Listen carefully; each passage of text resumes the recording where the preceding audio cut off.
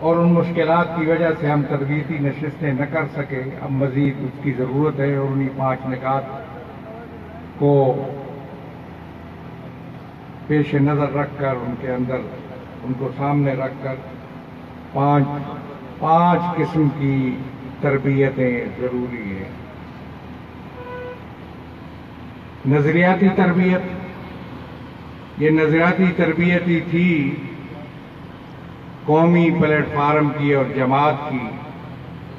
نظریاتی تربیت تھی جسے لوگوں نے خود اپنے اختیار سے ان نظریات کو شستہ انداز میں اور روشن انداز میں ان تک پہنچے تھے اور قبول کیا تھا. جس روشن انداز میں ہم نے تشیع کو دوسرے مکاتب فکر کے سامنے پیش کیا ہے، اسی انداز کا تشیع کا روشن چہرہ قومی پلیٹ فارم نے اپنے پیروکاروں کو اور ساتھ چلنے والوں کو دیا تھا، جس کا نتیجہ یہ تھا کہ کسی کو جرأت نہیں ہوتی تھی کہ شیعہ پلیٹ فارم سے کفریات بکے.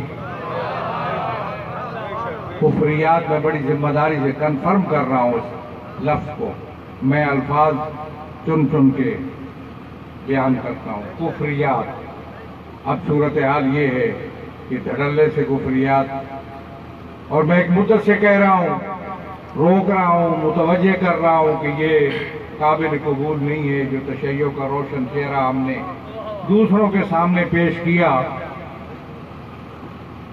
میں نہ کہتا تو اچھی بات تھی، ہم ایک انقلاب لے کے آئے بر صغیر کے اندر. وہ بر صغیر یہاں شیعوں کو کوئی مسلک یا مذہب نہیں سمجھا جاتا تھا، کوئی مکتب نہیں مانتے تھے وہ آپ کو. میں تھوڑا پڑھا لکھا آدمی ہوں، میں پڑھ چکا ہوں ان لوگوں کو. پڑھیے ان لوگوں کو جنہوں نے آپ کو سیاسی فرقوں میں لکھا. ایک صاحب نے جو یہاں کے کتاب لکھی ہے، نامور آدمی ہے، خلافت و ملوکیت. کوئی شیعہ اس طرح متوجہ نہیں ہو سکا کہ وہ کہہ کیا گیا آپ کو. اس سے کوئی بڑی بات تشیع کے خلاف نہیں ہو سکتی تھی جو اس نے کی ہے. چھوٹے چھوٹے ملاؤں کی باتیں لے کر روزانہ آپ چیختے اور چنگھاڑتے ہیں، لیکن بہت بڑی بات ایک شخص کہہ گیا کہ تشیع ایک سیاسی فرقہ ہے. تشیع سیاسی فرقہ نہیں ہے. تشیع اسلام کی سب سے بہتر تعبیر ہے. اور سیاسی فرقوں کی بنیادیں تاریخ کے کسی دور میں رکھی جاتی ہیں. تشیع وہ ہے جس کا پہلا پتھر پیغمبر گرامی قدر نے رکھا جب کہا یا علی انت و شیعتک هم الفائزون. اور سن لیجئے، ٹائم نہیں ہے ورنہ میں آپ کو بتاتا کہ پیغمبر کسی فرقے کی بنیاد نہیں رکھ رہے تھے. پیغمبر اپنے مشن کا تعارف کراتے ہوئے اس شخصیت کا تعارف یعنی میں تنزیل پہ جنگ کروں گا، تم تعویل پہ جنگ کرو گے. اس شخصیت کا تعارف کرا رہے تھے جو امین تھی پیغمبر کی تعلیمات کی، اور اس کے مشن کو اور اس کے پیروکاروں کو اور اس کے راستے کو اور اس کی فکر کو فالو کرنے والوں کو شیعہ کا نام دے رہے تھے. اس لیے میں کہتا ہوں بدقسمتی یہ ہے کہ آج ہمیں بھی فرقوں کی صف میں مارکیٹ ہے بر صغیر فرقوں کی، اس لیے مجھے بھی ایک فرقے کے حوالے سے پہچانا جاتا ہے. تشیع فرقہ نہیں ہے، ایک مکتب ہے. تشیع ایک سوچ اور فکر کا نام ہے. اس لیے میں سمجھتا ہوں کہ ہمیں یہ جو کچھ آپ کو مل رہا ہے آج کل کے دور میں بعض لوگوں کی طرف سے، وہ کفریات ہیں، سری کفریات ہیں. ایک اعلامیہ جو کانفرنس کے اندر پاس ہوا لاہور میں، وہ تقسیم کیجئے لوگوں کے درمیان، اس کو پڑھیے. آپ کے عقائد یہ، اور میں وقت نہیں ہے میں بتاؤں، تشیع کو آج کا مذہب نہیں ہے. تشیع ایک مکتب ہے جو آل محمد نے جس کی آبیاری کی اور علماء کرام نے جس کو آگے پھیلایا، ذاکرین نے پھیلایا. جتنی کتابیں تاریخ میں علم کلام کی تشیع کے اندر موجود ہیں، اتنی شاید کسی اور مرکب کے پاس نہیں ہوگی، ان سب کی نفی کر رہے ہیں یہ لوگ۔ اتنا بڑا ذخیرہ علم کلام کا جو تشیع کے پاس موجود ہے، اور تشیع کو یہ خصوصیات ہیں کہ علم کلام میں بھی وہ صف اول میں ہے اور اتنا بڑا ذخیرہ ہے، اور فقہ و افتاء میں بھی تشیع سب سے برتر ہے۔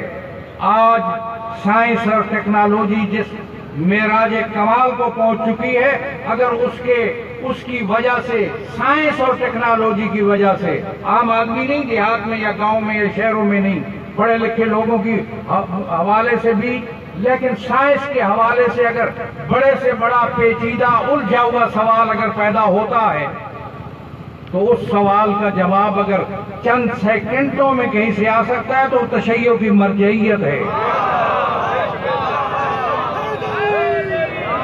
بہت بڑا ادارہ ہے، سمجھتے نہیں ہیں لوگ، لیول چھوٹا ہے، لیول چھوٹا ہے، سمجھنے سے قاصر ہیں کہ تشیع کی مرجعیت۔ میں جانتا ہوں نا، میں دنیا کے دارالافتاء کو مصر سے لے کر اور کسی اور ملک تک میں سارے دارالافتاء اور فتاوی کے مراکز میں دیکھ چکا اور میں جانتا ہوں، اور میں ان کا احترام کرتا ہوں۔ ان سے بڑی بڑی چیزیں ملتی ہیں، علم ملتا ہے، سب چیزیں حاصل ہوتی ہیں، دارالافتاء ہیں، فتوے کی جگہ موجود ہیں، لیکن سن لیجئے کسی کے پاس مرجعیت جیسا انسٹیٹیوشن موجود نہیں ہے۔ مفتی ہے، دارالافتاء ہے، مرجعیت جیسا کوئی ادارہ کسی کے پاس موجود نہیں ہے، اتنا ترقی یافتہ ادارہ، وقت نہیں ہے اس کی بات کروں۔ اس کے بعد میں سمجھتا ہوں کہ کچھ مزید مسائل ہیں جن کی طرف ہمیں تنظیم کے ساتھ ساتھ توجہ دینے کی ضرورت ہے۔ ظاہر ہے ہماری بین الاقوامی ایک حیثیت ہے اور بین الاقوامی مسائل کے بارے میں بھی ہماری سوچ ہے، ملکی مسائل میں بھی ہماری ایک سوچ ہے اور فکر ہے۔ ہم ایک ویژن رکھتے ہیں، ایک ویژن جو پڑھے لکھے لوگوں اور دانشور لوگوں کا ویژن ہوتا ہے وہ ہم رکھتے ہیں۔ ہم کسی کے پیچھے چلنے والے نہیں ہیں، ہم خود اپنی سوچ رکھتے ہیں اور فکر رکھتے ہیں۔ اس لیے ہمیں دیکھنا چاہیے کہ اس ملک کے اندر جو کچھ ہو رہا ہے، دنیا کے اندر جو کچھ ہو رہا ہے، امت مسلمہ کے اندر ہو رہا ہے، وہ ہماری ذمہ داری ہے کہ ہم اس میں اپنا رول ادا کریں۔ اگر افغانستان کے اندر ہوتا ہے واقعہ، یا فلسطین کے اندر، یا کشمیر کے اندر، یا دنیا کے کسی خطے میں جہاں مظلوموں اور محروموں کے ساتھ زیادتی ہوتی ہے، تو ہم اس کے حق میں، ان مظلوموں اور محروموں کے حق میں آواز اٹھانا ہماری ذمہ داری ہے۔ پارا چنار کا سانحہ ہوا، میں منتظر تھا کہ میری جماعت اور میری تنظیم اس سلسلے میں آواز اٹھائے گی۔ متوجہ رہیے، اس پر آواز اٹھنی چاہیے، مذمت آنی چاہیے، احتجاج ہونا چاہیے، جو ہمارا طریقہ ہے۔ آپ کو پتا ہے کہ ہم مسائل کس انداز میں حل کرتے ہیں۔ آپ جو فیلڈ میں کام کر رہے ہیں، آپ کو پتا ہے، میں بتا چکا کہ ہم مسائل حل کرتے ہیں رابطوں کے ذریعہ، رابطے نیچے سے لے کر اوپر تک، اور اپنا موقف بتانا، تشیع کے اندر بے چینی اور اضطراب کو بیان کر کے مسائل کو حل کرنے کی کوشش کرنا، اور اس کے ساتھ ساتھ اسی طریقے پہ اگر کوئی حادثہ اور سانحہ ہوتا ہے ملک کے اندر تو اس کے اندر اپنا رول ادا کرنا، احتجاج کا رول ادا کرنا، اپنے موقف کو پہنچانا، اور اگر بعض واقعات ایسے ہو کہ جہاں ہمیں عدالتوں کا دروازہ کھٹکھٹانا پڑے تو اس سلسلے میں ہم کرتے ہیں۔ آپ کو معلوم ہے کہ اس وقت آپ کے قومی پلیٹ فارم کا کیس عدالتوں کے اندر موجود ہے، اور ہم چونکہ ہمارا اپنا انداز ہے، لوگوں کا اپنا انداز ہے۔ آپ دیکھیے اس وقت سیاست محض آرائی، گالم گلوچ اور بےہودگی کا نام ہو چکا ہے۔ پاس کیا تھا سینٹرل کمیٹی نے کہ جماعتوں کے ساتھ رابطے ہونے چاہیے۔ کس کے ساتھ آپ رابطہ کریں گے، کس انداز میں آپ رابطہ کریں گے؟ ہم نے ایک مزید خط لکھا ہے کہ آپ اپنی تجاویز دیں کہ رابطے ہونے چاہیے۔ اس صورتحال میں کہ جب سیاست نہیں رہی، مازارائی ہو چکی ہے، بےہودگی اور گالم گلوچ کا نام ہے، آپ جس کس کے ساتھ کھڑے ہو گے؟ یہ سوچنے کی بات ہے۔ اور پھر ہمارا انداز کیا ہونا چاہیے؟ اور ہم اتنے بھی مشکل میں نہیں ہیں کہ ہم ضرور لوگوں ایسے سیاسی حوالوں سے رابطے کریں۔ ہمارا اپنا ایک موقف ہے، 2.5 لاکھ کی باتیں ہو رہی ہیں، ہونی چاہیے، اچھی بات ہے، لیکن 2.5 لاکھ میں جس میں چیئرمین سینٹ نے جو فریق بتائے ہیں، جس طریقے پہ ایک ہی صف میں ایک ہی لائن میں بہت سے نام لے لیے، میں سمجھتا ہوں فریق 3 ہے، مقننہ ہے، انتظامیہ اور عدلیہ ہے۔ جو دستور کے اندر جو گروہ جو فریق بتائے گئے وہ 3 یہ ہے۔ اگر آپ کسی اور کو شامل کرنا چاہتے ہیں تو وہ یا حصہ ہوگا حکومت کا، انتظامیہ کا، یا حصہ ہوگا مقننہ کا، اور یا حصہ ہوگا عدلیہ کا۔ اس کو درست کیجئے، آئین کی روشنی میں 2.5 لاکھ کو آگے بڑھائیے، تب تو 2.5 لاکھ وہ نتیجہ خیز ہو سکتے ہیں۔ مزید اس پہ میں بات نہیں کرتا، بعد میں انشاءاللہ اس پہ تفصیلاً گفتگو ہوگی۔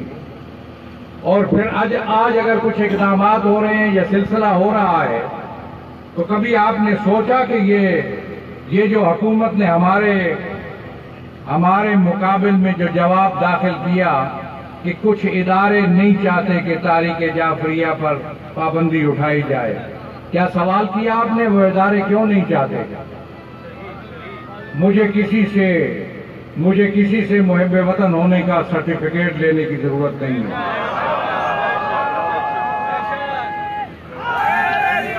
ہم کسوٹی ہیں کسی کے پاکستانی اور محب وطن ہونے یا نہ ہونے کی۔ میں پوچھ سکتا ہوں نا کہ اتنی 16 سال ہو گئے، 16 سال ہو گئے پابندی کو، کیوں؟ وہ وجہ کیا ہے اور جرم کیا ہے؟ میں یہی چھوڑتا ہوں بات کو، میں آگے بڑھاتا نہیں، اس لیے کہ میں عدالت میں ہوں اور میں عدالت میں یہ کیس لڑوں گا، میں آخر تک جاؤں گا۔ قدم بڑھاؤ، ہم تمہارے ساتھ ہیں، قدم بڑھاؤ، ہم تمہارے ساتھ ہیں۔ میں کسی کو وہ بھی نہیں کہنا چاہتا، لیکن جو آج کی صورتحال ہے، اعتراضات کر رہے ہیں لوگ، بہرحال ان کے مسائل ہیں، میں اس پہ تبصرہ نہیں کرنا چاہتا، لیکن 16 سال سے ہم پر پابندی ہے، کسی نے ہمارے حق میں آواز نہیں اٹھائی، کسی نے آپ کا ساتھ نہیں دیا، اور آپ بعض پارٹیوں کی طرف سے بات آ رہی ہے کہ جمہوریت کو بھی خطرہ نہیں ہے اور یہاں ملک کو بھی اور اس کو بھی خطرہ نہیں ہے، تو میں یہ سمجھتا ہوں کہ جمہوریت ہے کہاں اس ملک میں کہ اس کو خطرہ ہو۔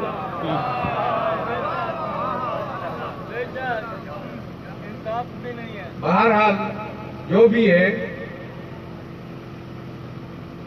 میں کسی کی بات نہیں کرتا، البتہ میں بتاؤں کہ یہ امتیاز ہمیں حاصل ہے کہ ہم کسی کی بولی نہیں بولتے ہیں، تشیع کی بولی بولتا ہوں، میں پاکستان کی بولی بولتا ہوں، امت مسلمہ کی بولی بولتا ہوں،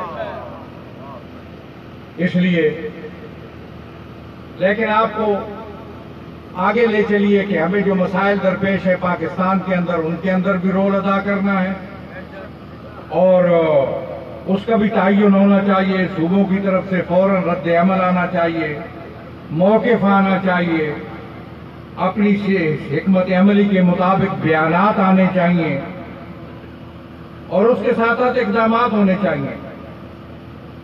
90 کیس سندھ کے اندر فوجی عدالتوں کو بھجوائے گئے، آپ کے علم میں ہے؟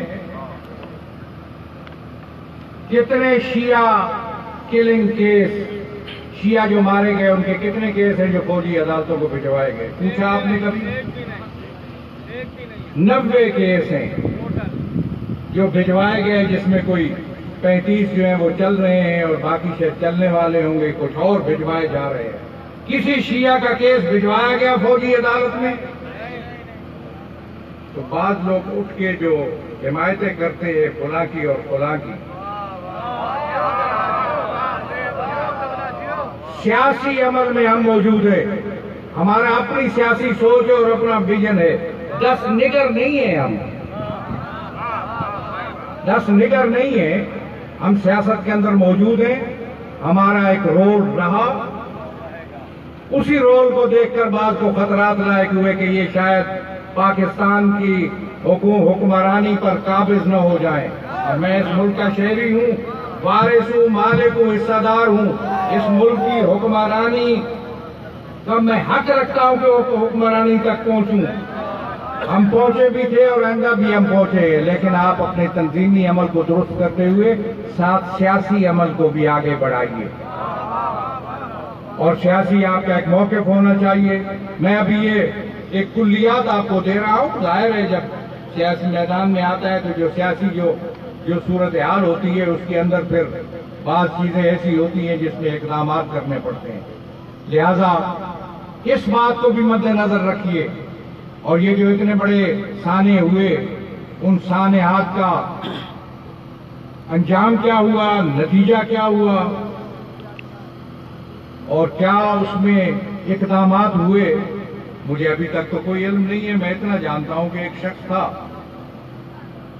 شخص تھا جس کے بارے میں سن یاد نہیں ہے مجھے، 90 کی دہائی میں گیا کوئٹہ میں، جب واقعہ 80 کے شاید دہائی تھی، 90 کی دہائی میں جب گیا تو وہاں مجھے پتا چلا، وہی ایام زیر سینر والے، تو پتا چلا کہ ایک شخص گرفتار ہوا ہے اور فلاں تھانے میں تھا، ایک ذمہ دار پولیس افسر سے، جو جہاں ایک قبیلے کے سردار کا بیٹا بھی تھا، بڑا پڑھا لکھا آدمی اور سنجیدہ اور مہذب آدمی، اب وہ موجود ہے، اس سے بات ہوئی، اس نے کہا میرا کام تھا اس کو ڈالنا تھانے میں، حوالات کے سپورٹ کرنا، میں نے کیا، مجھے نہیں پتا کون آئے جو اس کو اٹھا کر دے گئے۔ اس کے بعد اس نے کارروائیاں کی، 2 مرتبہ اس کو مارا گیا، 2 مرتبہ اس کے قتل کی بات ہوئی کہ مارا جا چکا ہے، بلکہ 1 مرتبہ تو ہمارے لوگوں کو اس کی لاش بھی دکھائی گئی کہ یہ وہی شخص ہے، اور پھر 3ری مرتبہ آپ کے شکارپور کے سانے کے بعد اعلان ہوا کہ ماسٹر مائنڈ فلاں تھا، اس کو ہم نے اڑا دیا اور مار دیا۔ صورتحال یہ ہے، اس ملک کی صورتحال یہ ہے کہ جو لوگ جو دہشت گرد ہے، جو لوگ ان کی اپنی کوئی حیثیت نہیں، وہ تو کرائے کے لوگ ہیں، یہ سمجھا کیجئے، وہ کرائے کے لوگ ہیں، اصل تو وہ ہے جو ان کو آپریٹ کر رہے ہیں، ان کے جو سہولت کار ہیں۔ کتنے لوگ پکڑے گئے، کتنے لوگوں کو سزا ہوئی، پکڑے تو اتنے گئے کہ اگر آپ حساب کریں تو آدھا سندھ اب تک گرفتار ہو چکا ہے، اور سزا کتنوں کو ہوئی ابھی تک معلوم نہیں۔ اس پہ نظر رکھنے کی ضرورت ہے، ہم اس کو دیکھ رہے ہیں، اور انشاءاللہ اس سلسلے میں بھی بھرپور مناسب اقدامات بر وقت ہوں گے۔ ہم آزارائی کے خلاف ہیں، ہم سمجھتے ہیں کہ ٹکراؤ یا تصادم جس کا کوئی نتیجہ نہ نکلنے والا ہو وہ کرنا، وہ قوم کے نقصان میں ہے، فائدے میں نہیں ہے۔ کوشش کیجئے کہ قوم کا نقصان، ملت کا نقصان کم سے کم کیجئے، اور کوشش کیجئے کہ اپنے اندر طاقت اور توانائی پیدا کیجئے، قوت پیدا کیجئے، اور قوت نظم سے آتی ہے، قوت جڑنے سے آتی ہے، قوت اپنے آپ کو ایک موقف اور ایک آواز بنانے سے آتی ہے، اور اس کو اور زیادہ بڑھا کر قوت کے ساتھ آگے بڑھانا۔ کتنا رابطہ ہے ہمارا عوام سے، میرا تو رابطہ ہے، میں سندھ کے عوام کی محبتوں اور ان کے ولولہ انگیز جذبات کو میں تو بڑی نزدیک سے جانتا ہوں، جتنا میں جانتا ہوں شاید کوئی اور نہیں جانتا، لیکن تنظیم کا کتنا رابطہ ہے، کتنا تعلق ہے، میں سمجھتا ہوں کہ ایک عام آدمی بھی اگر مشکل میں ہے تو اس کا سوال رد نہیں ہونا چاہیے۔ صوبے کا دفتر، صوبے کے ذمہ دار، صوبائی صدر اور دوسرے ذمہ دار ہر وقت آمادہ اور تیار ہونے چاہیے اس کی بات سننے کے لیے۔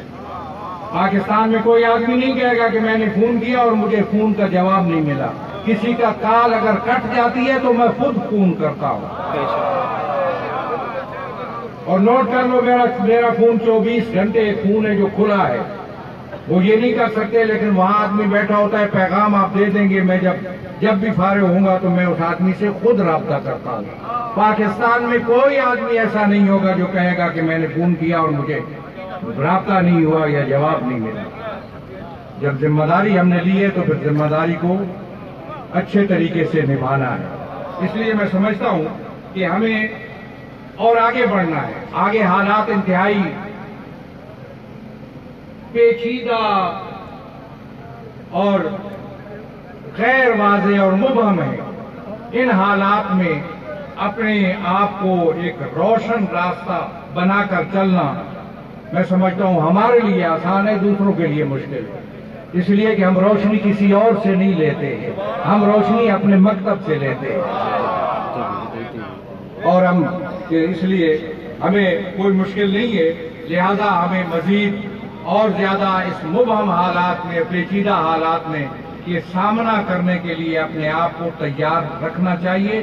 نظم کو بہتر بنا کر, تنظیم کو وسعت دے کر, عوام کے ساتھ نزدیکی رابطہ کر کے, اور ان رابطوں کے ذریعہ اور لوگوں کو درود پڑھ لیجیے.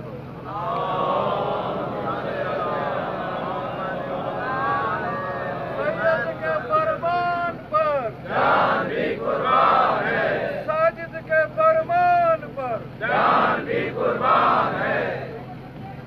بہرحال جعفر سیدار ساجد ہے دونوں کے وارث, مفتی جعفر سیدار ساجد ہے دونوں کے وارث.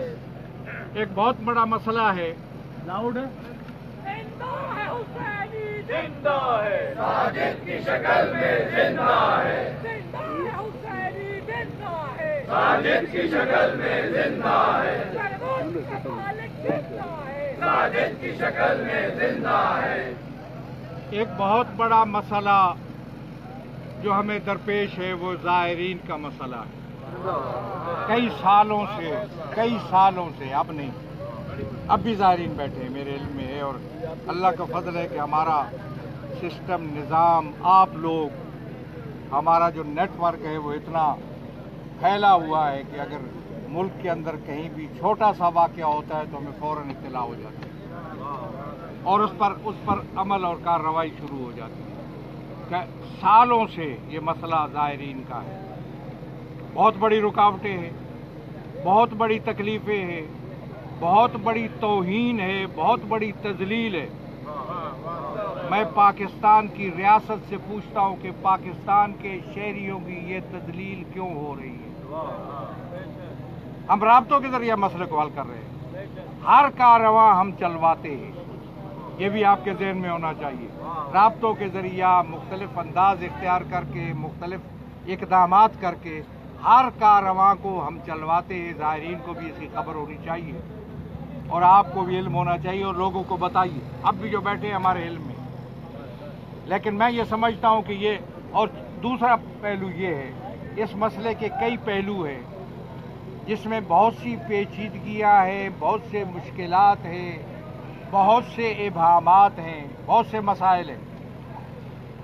ہماری کوشش ہے کہ ان مسائل سے, اس مسئلے کو اس قسم کی پیچیدگیوں سے اور آلائشوں سے صاف کیا جائے. ابھی اس میں مزید میں وضاحت نہیں دے سکتا. میں جانتا ہوں کیا مشکلات ہیں, کیا مسائل ہیں, کیا پیچیدگیاں ہیں. زائرین کی طرف سے نہیں ہے, زائرین کی طرف سے نہیں ہے, کسی اور طرف سے. ان کو بھی دور کرنے کی کوشش کی جا رہی ہے اور دور کر کے زائرین کے مسئلے کو مکمل حل کرنے کی کوشش کی جا رہی ہے. ناقابل برداشت ہے یہ صورتحال, اور ہو سکتا ہے کہ کبھی اسی مسئلے پر آپ کو کہیں بلایا جائے.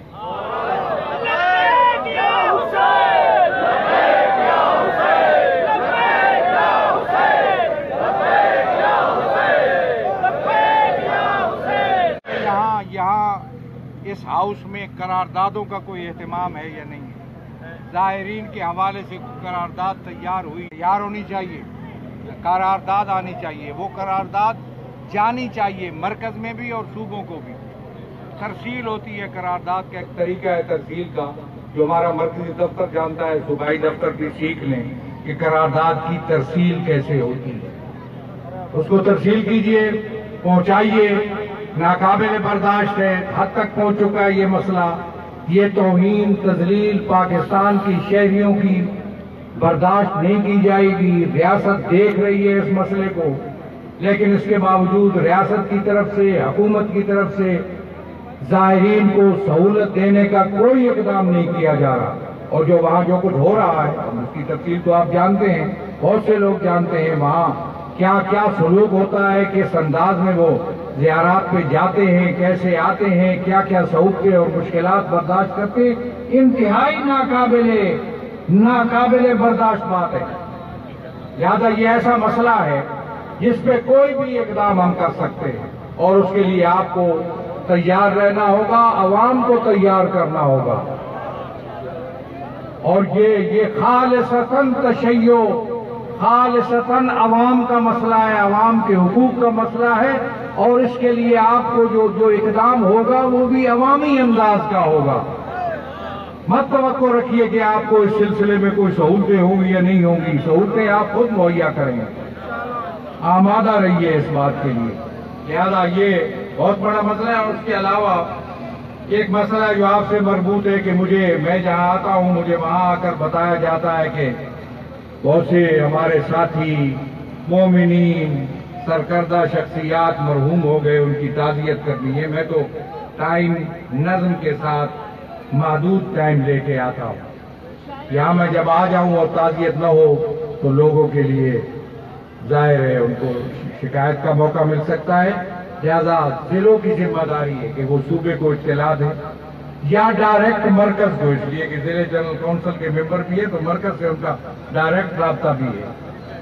تو ضلع ڈائریکٹ مرکز کو اپنے ضلع میں جو مرحوم ہوئے ہیں ان کے بارے میں بتائے، تاکہ فون پر تعزیت ہو جائے، لیٹر آ جائے ان کو، یا میں آؤں تو مجھے پہلے پتا ہو کہ فلاں ضلع میں یہ مسائل ہیں، یہ تعزیتیں ہیں، یہ ہونا چاہیے۔ اور اس کے علاوہ میں سمجھتا ہوں کہ ابھی ہم تنظیم کے دورانیے کے آخری مرحلے میں داخل ہو چکے ہیں۔ 13 اپریل کو یہ دورانیہ ختم ہو رہا ہے۔ 13 اپریل کو نئی صورتحال ہوگی۔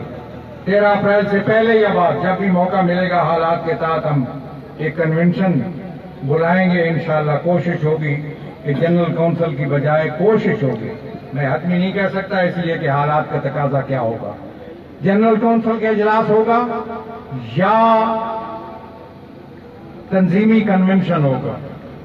آمادہ رکھیے یونٹ تک لوگ وہاں شرکت کریں اگر تنظیمی کنونشن ہو، اور وہاں سے آپ کی کارکردگی جانچی جائے گی۔ یہاں آپ کہتے ہیں 50 یونٹ ہے، تو کہتا ہے 100 یونٹ ہے، تو ہم وہاں جانچیں گے کہ کتنے یونٹ حاضر ہوتے ہیں۔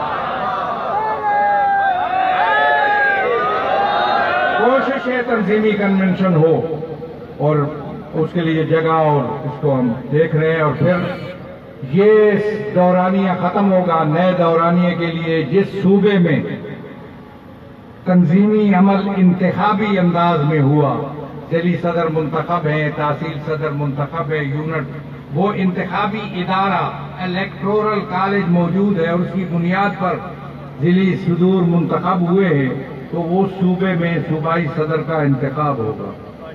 اور اگر کسی صوبے میں الیکٹورل کالج مکمل نہیں ہے،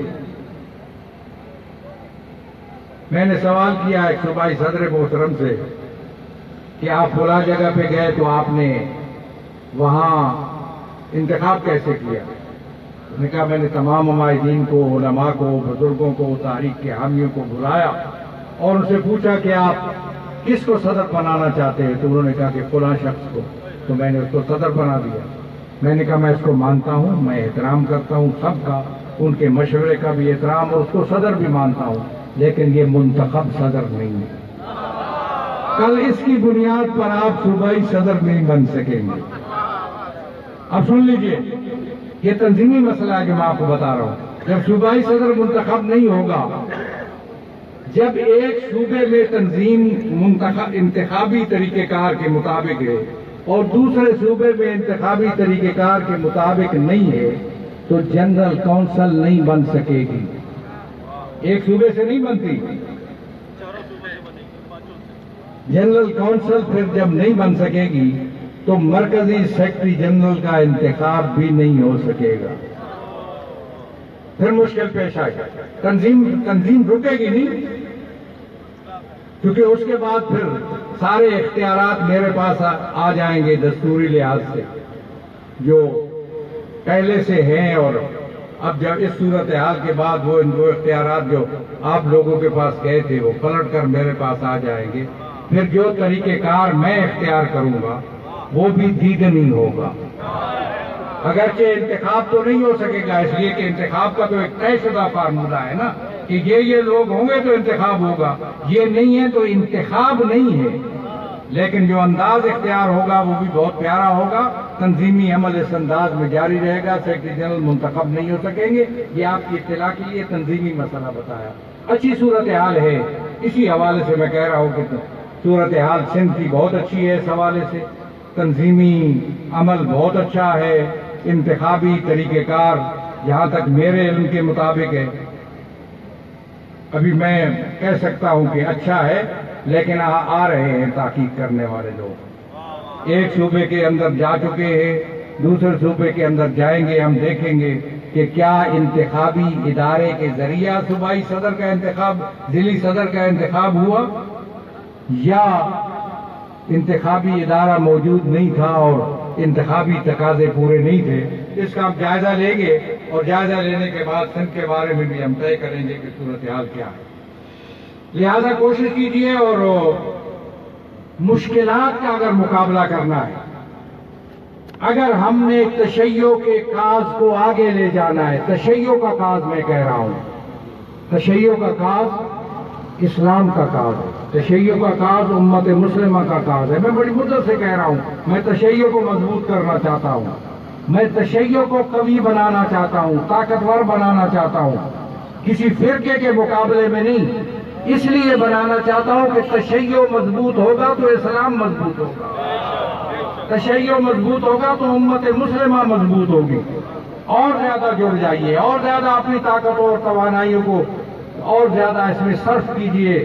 تنظیم کو مضبوط بنانے میں، تنظیمی عمل کو تیز تر بنانے میں آپ کا موقف میڈیا پر آنا چاہیے. الیکٹرانک میڈیا یا پرنٹ میڈیا، نہیں تو سوشل میڈیا پر مہذب انداز میں کسی مہادارائی میں نہ الجھیے، کسی تو پکار کا حصہ نہ بنیے، کسی گالم گلوچ کا حصہ بننے کی اجازت نہیں ہے. مہذب انداز میں، منطقی انداز میں، جو ہمارا طرز امتیاز ہے، جو آل محمد کے مکتب کا طرز امتیاز ہے. ہم مہذب لوگ ہیں. مکتب اہل بیت اور آل محمد کا گھرانہ سرچشمہ تہذیب ہے. دنیا نے تہذیب اسی گھرانے سے سیکھی ہے. ہم کبھی غیر مہذب رویوں کے بارے میں سوچ بھی نہیں سکتے. وَإِذَا خَاطَبَهُمُ الْجَاهِلُونَ قَالُوا سَلَامًا. اگر جاہل غلط انداز میں گفتگو کر رہا ہو تو سلام کہہ کر گزر جاؤ، جواب دینے کی کوشش مت کرو. وَلَقَدْ أَمُرُّ عَلَى اللَّئِيمِ يَسُبُّنِي. حسن ابن علی فرماتے ہیں میں گزرا ایک شخص سے، خسیس انسان سے، جو میں سمجھ رہا تھا کہ مجھے گالیاں دے رہا ہے. فَمَزَيْتُ ثَمَّ وَقُلْتُ لَا يَعْنِينِي. میں گزرا ایسے جیسے مجھے گالیاں نہیں دے رہا، کسی اور کو دے رہا. اعلیٰ ظرفی اور اعلیٰ اخلاقیت کا ثبوت اور باہمی روابط بہتر ہونے چاہیے. ایسی رکابت جس میں قرآن کی آیت ہے فاستبقوا الخیرات، نیکیوں میں آگے بڑھو. وہ اگر کوئی کام اچھا کر رہا ہے تو تم بھی آگے بڑھ کے اچھا کام کرو، لیکن انانیت کے لیے نہیں، ذاتی شہرت کے لیے نہیں، اپنے آپ کو آگے بڑھانے کے لیے نہیں. دوسرے کو کونی مار کر پیچھے ہٹانا اور آپ آگے بڑھنا، یہ اخلاقیات کے تقاضوں کے منافی ہے. کچھ باتیں ہماری تنظیم کے اندر بھی سنائی دیتی ہیں، میں ابھی ان کا تذکرہ نہیں کرتا، لیکن وہ نہیں ہونی چاہیے.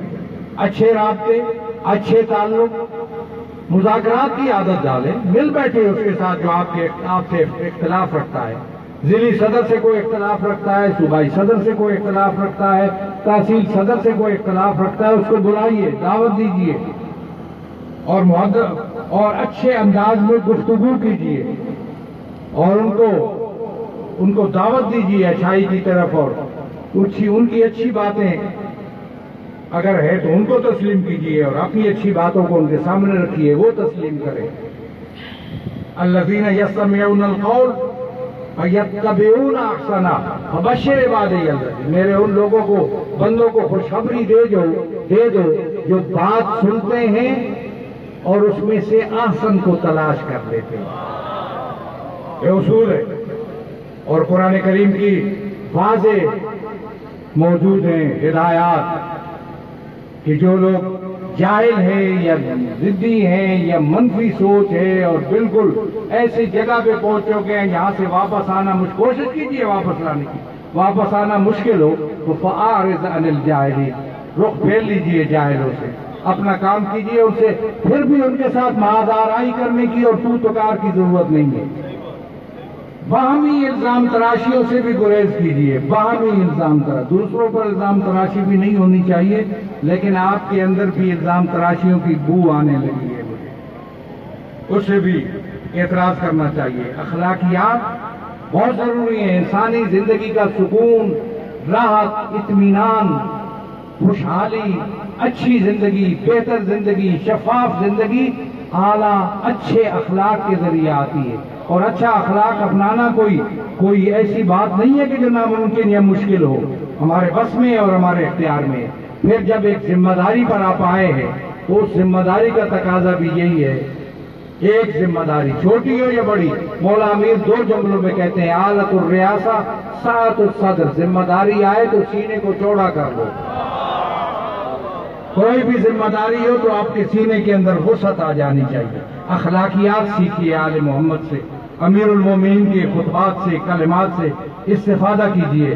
ہم جس مرحلے میں داخل ہو رہے ہیں بڑا ابہام، پھر میں کہوں گا پیچیدہ مسئلہ ہے، ملکی صورتحال میں بھی ہمیں رول ادا کرنا ہے، ابھی اس میں کوئی خاص تبصرہ میں نہیں کرنا چاہتا، لیکن میں نے کہہ دیا کہ سیاست وہ سیاست نہیں رہی، بعض آرائی گالم گلوچ اور بےہودگی بن چکی ہے، وہ نہیں ہے۔ اور اس کے علاوہ اور بھی کچھ باتیں ہیں جو ایک فریق اگر کچھ کہتا ہے تو دوسرا اس کی ضد میں دوسری بات کہہ رہا ہے، حالانکہ کچھ حقائق ہیں جن کو ماننا بہت ضروری ہے، جس کے بارے میں پھر کبھی آپ کو متوجہ کروں گا۔ لہذا میں آخر میں پھر آپ کو آفرین کہتا ہوں، میں پھر آپ کو تحسین کہتا ہوں، اچھا اجتماع ہے، اچھا وہ ہے، شعور ہے، اچھا جذبہ ہے، اچھا انداز ہے، اس کو اور آگے بڑھانے کی کوشش کیجیے اور اپنی صفوں کے اندر اتحاد، اخوت اور برادری کو پیدا کرنے کی کوشش کیجیے۔ خدا ہم سب کا حامی و ناصر ہو۔ السلام علیکم ورحمۃ اللہ۔ کوئی اگر سوال ہو تو میں حاضر ہوں۔ سوال ہے آپ سے، آپ نے کہا تھا کہ آئندہ 2018 کے الیکشن میں ایسے جا رہے ہیں، مذہبی بنیادوں پر